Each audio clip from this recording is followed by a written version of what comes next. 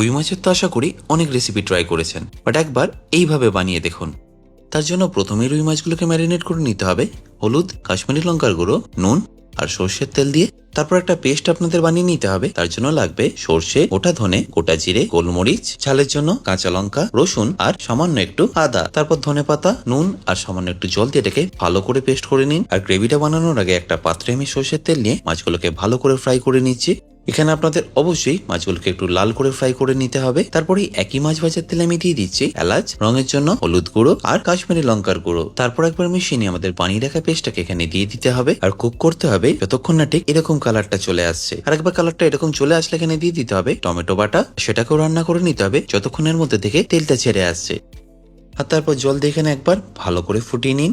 আর তারপর ফিনিশ করুন গরম মশলা, কাঁচা লঙ্কা আর ধনেপাতা দিয়ে। ব্যাস, তাহলেই রেডি রুই মাছের মশলা কারি।